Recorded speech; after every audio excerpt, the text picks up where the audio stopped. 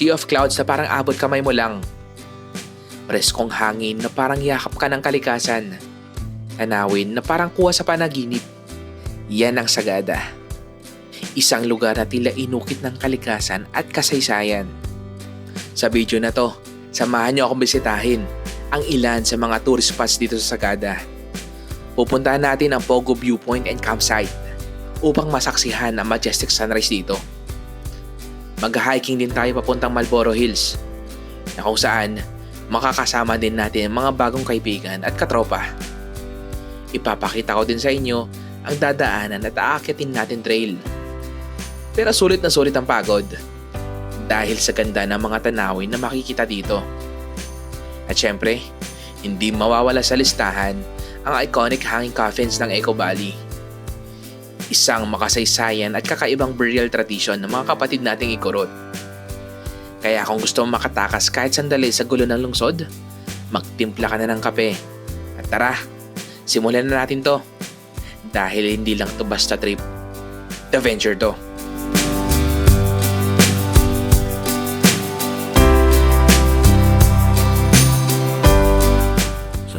Good morning. Morning.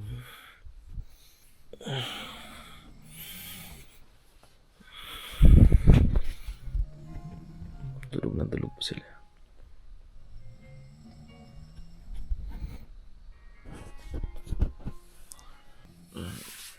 Ganda kaming guilty pan view ngayon. Prepare lang kami. Gisingin ko sila. One eternity later.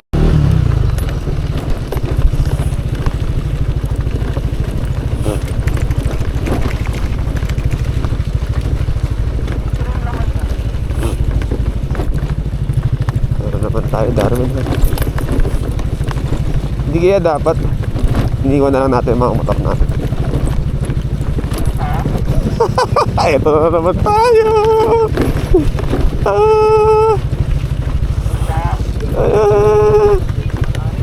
Ano?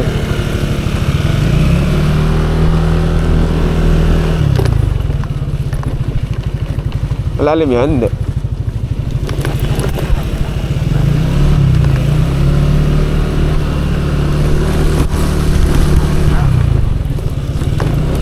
No?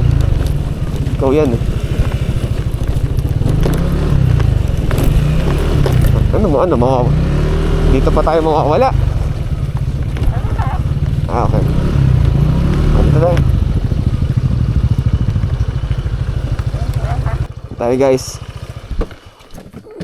Nandito tayo sa Kinilitian. What? Sa Kili Basta? Dalawang beses na yan! Yun pala guys, hindi pa pala to guys.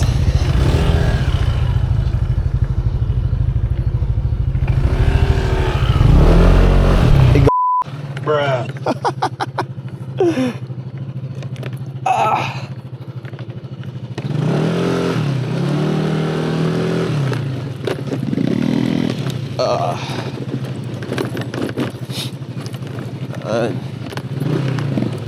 Ayan tayo, engine brake na tayo guys.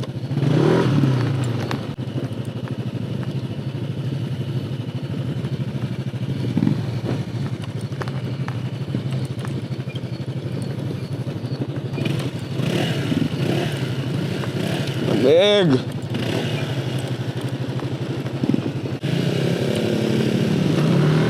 Wala tayong gloves. Crocs lang tayo. Okay lang yan.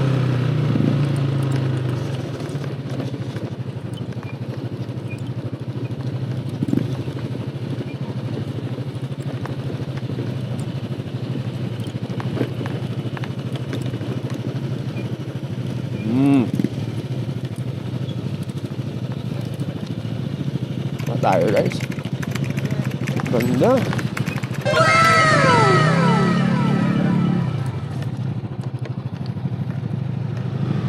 Good morning.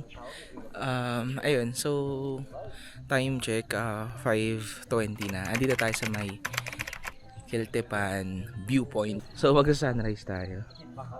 Let's go. Papalipat tayo drone.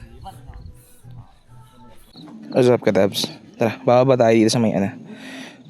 Baka madulas ako. Madulas ba to? Tayo dito sa may dun. Medyo mabato. Hanap tayo ng magandang pwesto para magpalipad ng drone.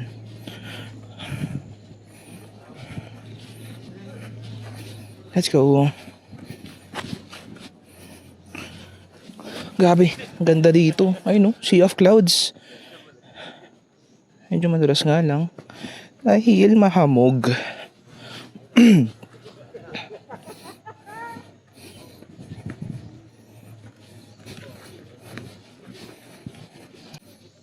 Dito.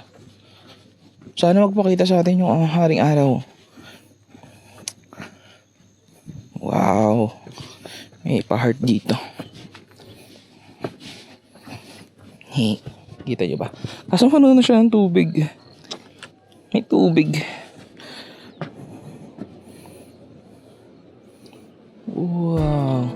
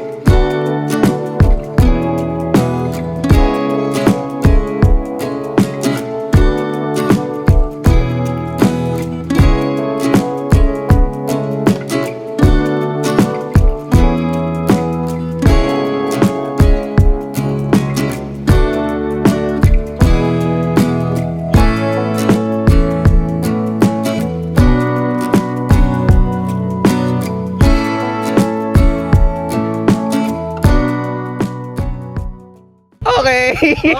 Yeah, okay na. Pisa mo na. Ang ginagawa mo dyan, bad? Ano? Yung gulong. Patingin yung gulong. Pumunta dapat doon. What? Si Tanga. Saan ka pa dumadaan? Ano sariling trail? Wait lang, hilain ko. Hilain. Patras.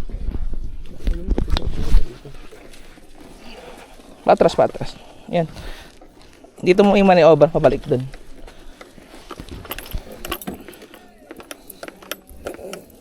Okay na yan. Okay na.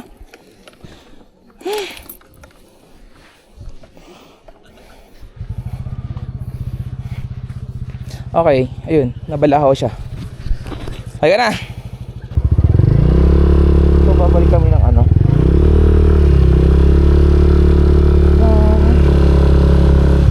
Aming accommodation.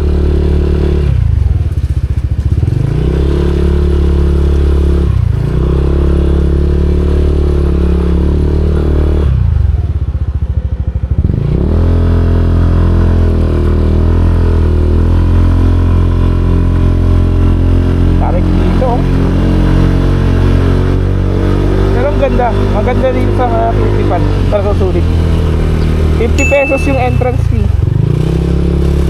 Ayan. So, paakyat na kami. Ha? Wala, sa taas na tayo. Sa taas na.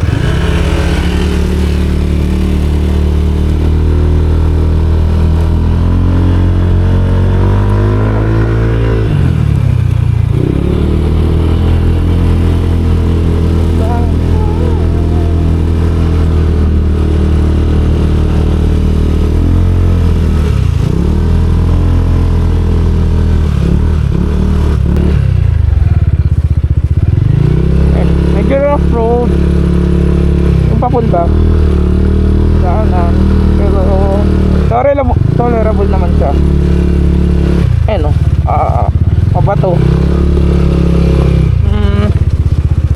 take note lang guys, huwag kayong pupunta dito pag maulan. Tapos medyo mababa yung sasakyan nyo, sobrang hirap. Ayan. Ganito yung daan dito. Pero pag dun sa baba kanina, medyo mataas naman siya. Ayun, medyo baha pa mo.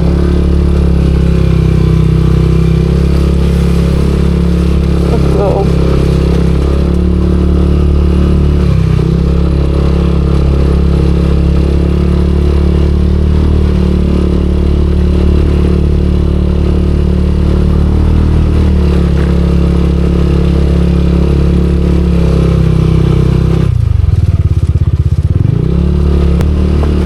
Ano na yung mga kasama ko?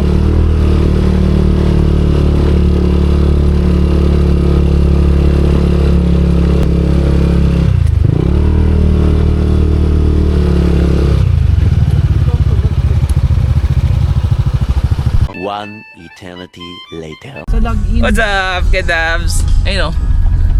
Paano kami napunta sa kotse? Surprise! How? Hindi na, nakatupito sa bulsa nito. Ano to eh? Tawag nito, klingi tong kotse na to eh. Putang Automatic ka pupunta dito. May pinindot ka lang. Ha? May pinindot lang. Batmobile to eh. Eh, yun o. Ang ina, sabi ko ayoko na magmotor, iwan ko na yung motor dito. Kotse na kami. Ayan, kotse muna kami papuntang Bumukod Falls. Let's go! A few moments later. Ayun, cancel ang lakad.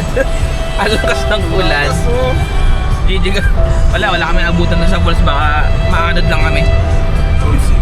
Chillings na lang. Ito. Yan natin kung saan kami mapupunta ngayon. Mag-coffee. Okay, mamamalengke na lang para sa dinner. Let's go!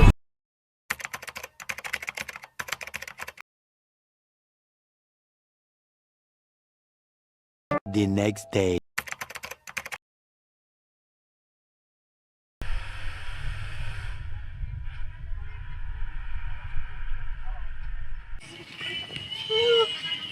Hindi naman natin alam. Let's go! Marlboro Hills. Fortune Hills. Guys. Ito na yung unang ahon. Papuntang Marlboro Hills. Hindi ba naman siya maputik? Medyo mabato na may buhangin. So, kaya pa. Yun natin mamaya. Tapos medyo matarik dito banda. Medyo matarik pero mabato. Kaya naman. Let's go team. Laban. Ayun na. Parang ito ari yung pangatlo na medyo stiff. Na ma'am no? Parang pangatlo na siya no? Ito na medyo pataas. Parang o pang-apat na. Ay, madami na. Isa, dua, tatlo. Pwede.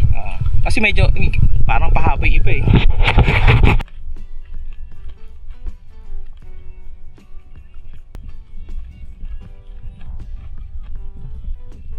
Hi guys, hi. What's up?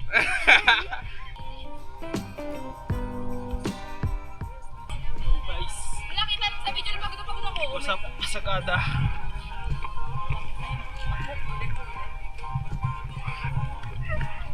Ano, ulitin? Check. 16. Adams, we're here.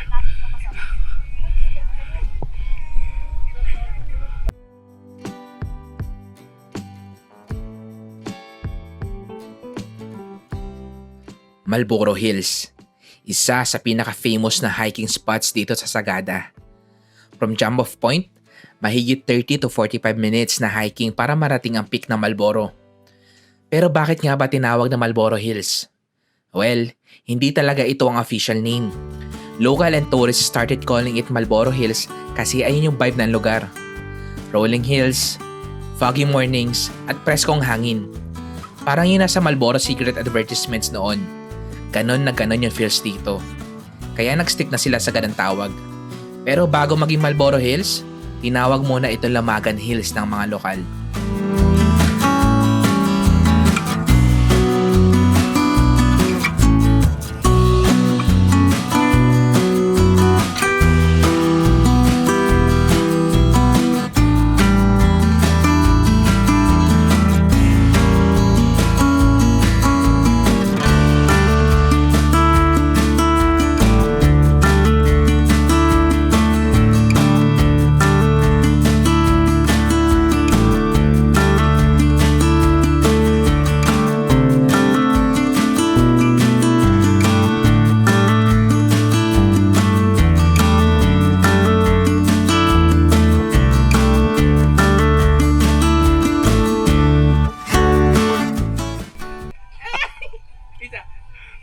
Ang ganda na, no?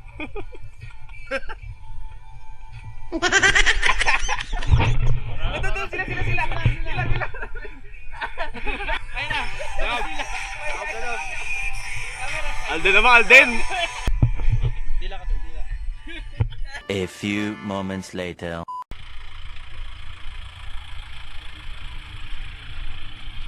Alright, so Eco Valley, hanging cabins tayo. Let's go! Makakatap scam, kala ko patag. Na-venture nga, di ba? Meron. Dito pwede magpalipad doon. Kasi nandun yung satellite. Pwede daw mag-picture dyan, pero parang nakakatakot. Sa airport, wala. Sa Baguio mismo, nandito kami ngayon sa San Mateo Rizal. San Mateo. San Mateo Rizal daw. Lapit yung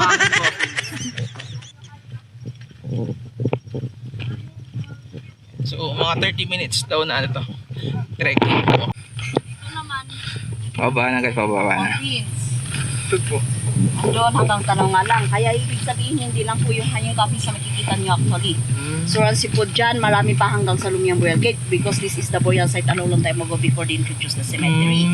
The cemetery is just introduced in early 1900s by the American missionaries. Sino yung mga nilibing dyan, te? Mga community, mga elderly namin dito. Oo. Pero yan talaga yung, this is older than the hanging coffee na pupuntahin. Mas older to? Oo. Tao talaga. Ay, ngayon maskal oh. Guys, ayun oh. Kita nyo, maskal oh. Ayan, mga ninuno.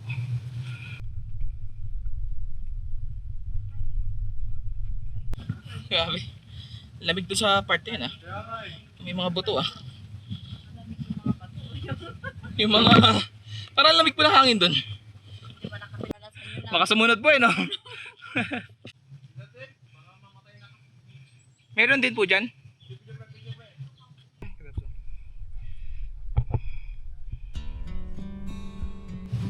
Saan?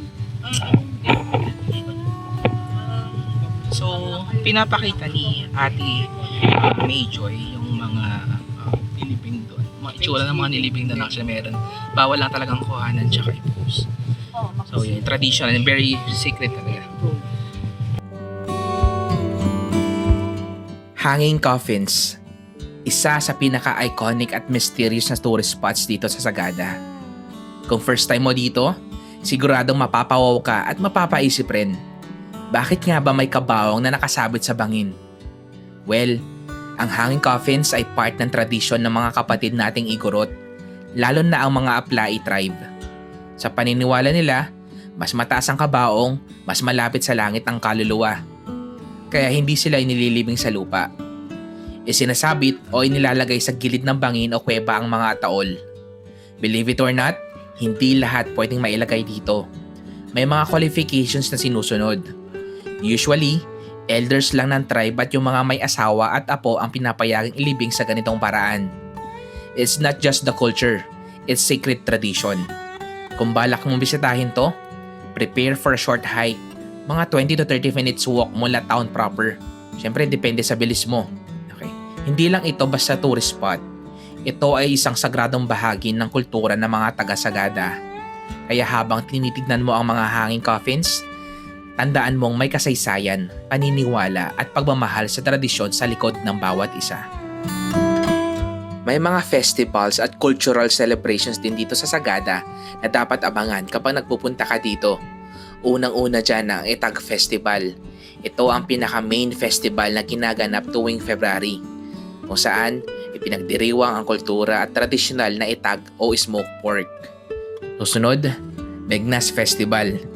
Isang ritual na ginagawa tuwing planting or harvest season bilang pasasalamat at paghingi ng biyaya para sa masaganang ani. Iba talaga ang kultura rito sa Sagada. Sobrang simple pero punong-puno ng kahulugan.